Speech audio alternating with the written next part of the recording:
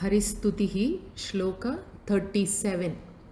Satta matram kevala vijnanamajam sat sukshmam nityam tattvamasityatmasutaya samnam ante praha pitayam vibhumadyam tam samsara dhvanta vinasham harimide. Anvayarthaha satta matram kevala vijnanam ajam sat sukshmam nityam vibhum adyam tat tvam asi iti yam samnam ante atmasutaya pita praha tam samsara dhvanta vinasham harimide. Satta matram, it means only existence. That is the Atma Vastu. Vastu does not mean an object, it is the being itself. That is what is meant by the Vastu. So, Atma Vastu. It is the state of being which brings alive every cognition. That is the meaning of Satta Matram. And then Kevala Vijnanam, knowledge as such, in its pure form. We will see, look at it in more detail. Then Ajam, that which is free from rebirth, that which is not born at all, according to karma like the others. So that is Paramatma. And then Sat itself means the only absolute truth. Then Sukshmam, that which is very extremely subtle, because it is not available for any sense perception. So that which is very subtle. And then Nityam. Nityam means Vinasha Rahitam, that which is not subject to destruction. It means it is timeless. Then Vibhum, that which is all pervasive, means it's present everywhere. And then Adyam, also that which is the very source, cause of creation. Both the material cause and the efficient cause is one and the same Paramatma. So that Adyam Tattvamasi. So all this that has been described, that nature is of Paramatma, and Tat, that Paramatma, Tvamasi, you are. So this Tattvamasi you may have heard, it's a very popular statement. It's known as a Mahavakyam. It's a very profound statement, and that occurs in Chandogya Upanishad. So that Paramatma you are, iti yam. Thus, in this way, which Paramatma is taught and made to be understood, where in Samnam Ante, at the end portion of Samaveda, is Chandogya Upanishad. So, in Chandogya Upanishad, Paramatma is taught in a particular structure, and that is what is being mentioned here in this shloka. So, to whom has this been taught? Atma Sutaya, to his own son, known by the name Shvetaketu. Pita Praha, father, by the name Uddalaka Aruni, he taught. So, that Paramatma, Tam Samsara Dhvanta Vinasham Harimide, I offer worship to that Paramatma, also known as Hari, the destroyer of ignorance which causes samsara. So, as you have already noticed, this shloka is based upon the method of teaching taken up in Chandogya Upanishad. So, Chandogya Upanishad occurs at the end portion of Samaveda. This Upanishad establishes in detail Atma is the only one existence and there is no other iti. This teaching itself is unfolded very interestingly in the form of a dialogue between father and son. Sage Aruni, also known as Uddalaka Aruni, had a son named Shvetaketu. Now, this Shvetaketu had studied for 12 years in a Gurukulam, all the Vedas, and he returned home. He had a very high bloated ego about his scholarship. Once, Aruni asked Shvetaketu, what is that teaching by which, knowing one thing, everything else is known? Now, Shvetaketu did not know the answer. Sage Aruni, the father himself, unfolds the teaching about what is Atma. He mentions this in 9 examples. He chooses 9 examples from our day-to-day life experience. Now, the first word mentioned in this shloka, satta matram, it implies that part of the teaching in which sage Aruni says, Sadeva Somya idam agra asit. Sat eva idam agre asit. He Saumya, O young man, before the world was manifest as we see it, with its names and forms, there was only existence. One without a second, Advitiyam. To understand this in a little more detail, Vedanta says, suppose you are passing by a potter's house, a Kulala Graham, and you see him with a huge lump of clay. Then you return that same way a few hours later. And what do you see?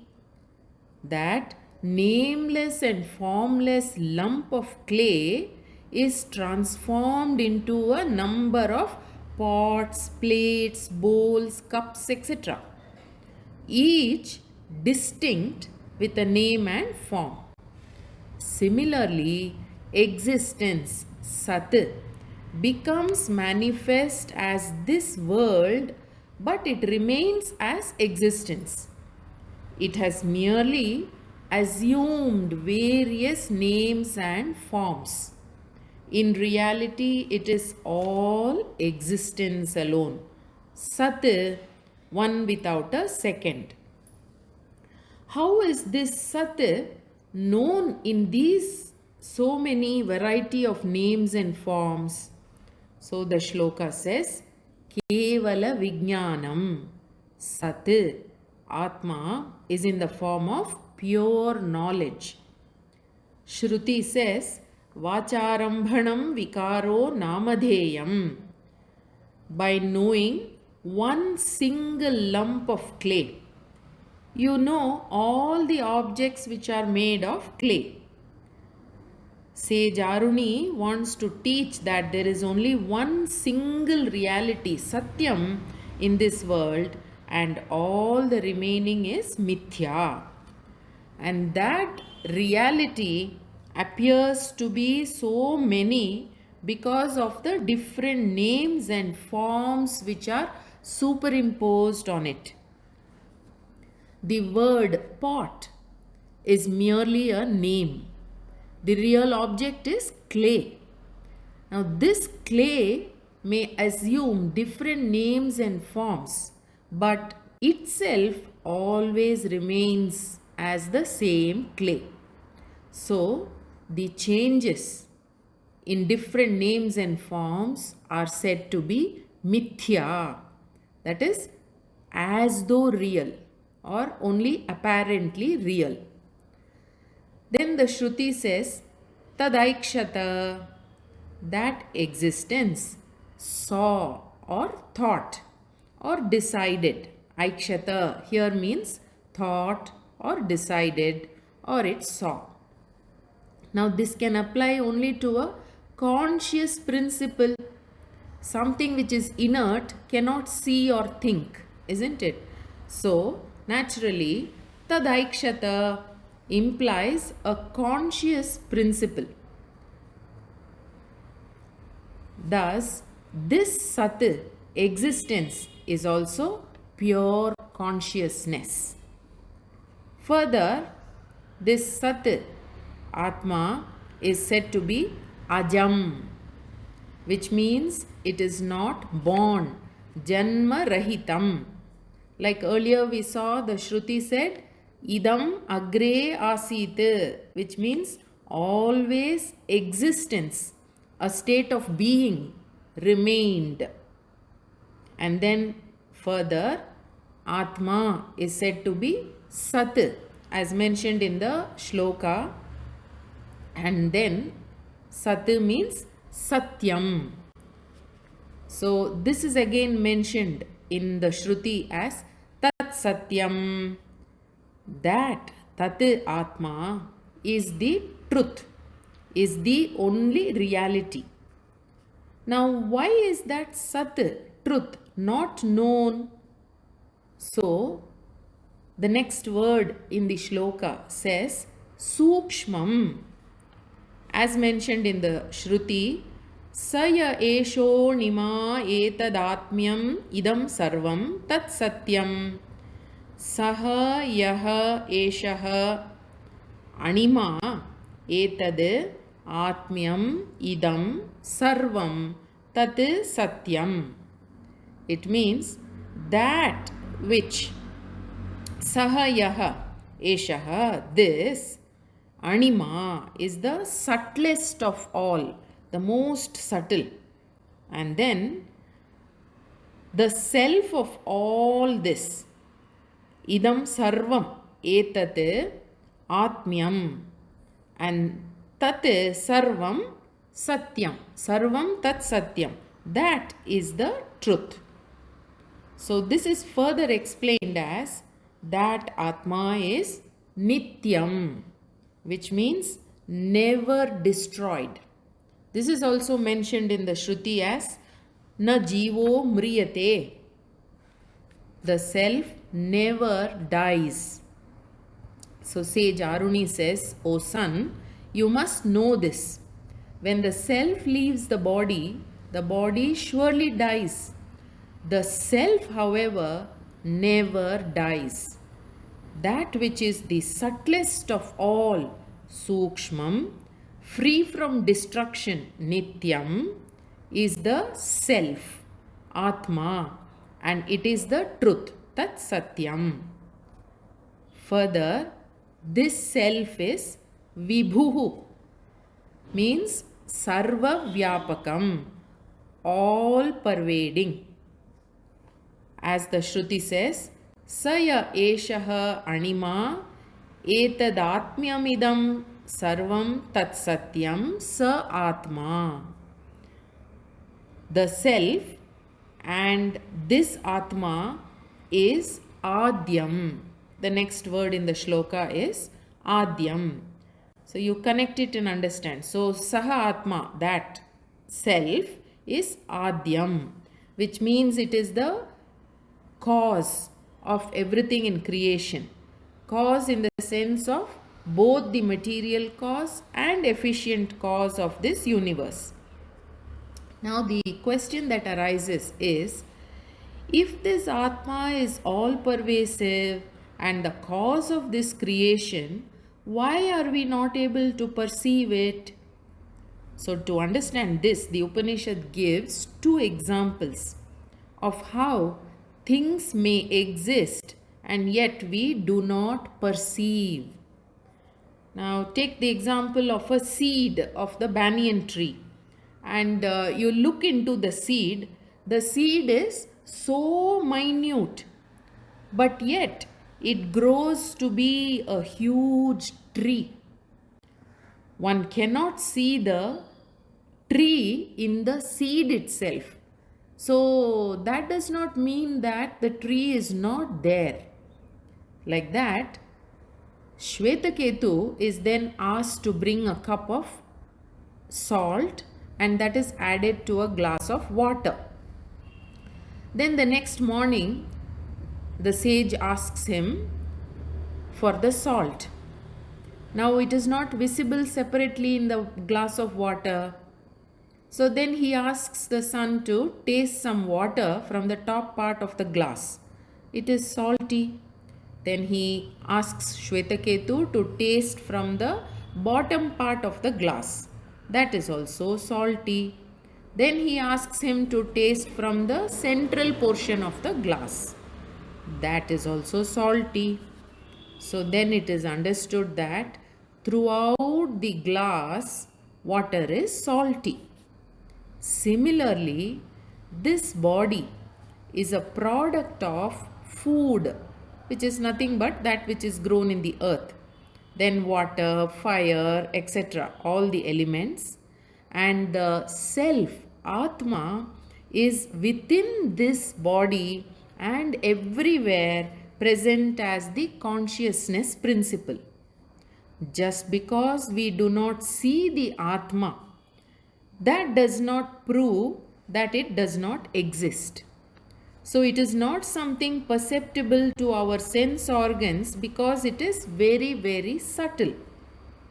Like this. Yam Vishnum Samnam Ante Pita Atmasutaya Praha. So, like this, that Atma, all pervading Vishnu, is taught in Chandogya Upanishad, which occurs at the end of Samaveda by Father Uddalaka Aruni to his son named Shvetaketu.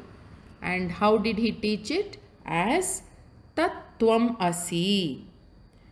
The nature of Atma as explained till now as Satta Matram Kevala Vijnanam Ajam Sat Sukshmam Nityam Vibhum Adyam. Tat Atma Tvam Asi. You are. The truth of you is that you are the same as that Atma.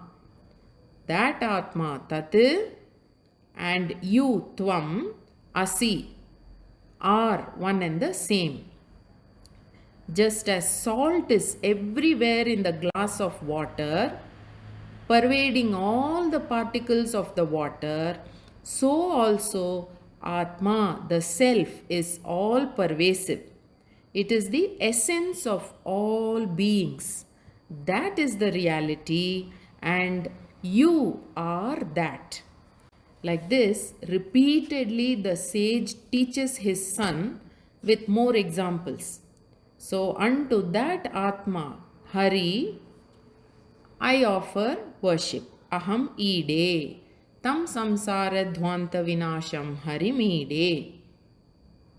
Satta matram kevala vijnanam ajam sat sukshmam nityam tatvamasi tyatma sutaya samnam ante praha pitayam vibhumadyam tam samsara dhvanta vinasham harimide. Namaste.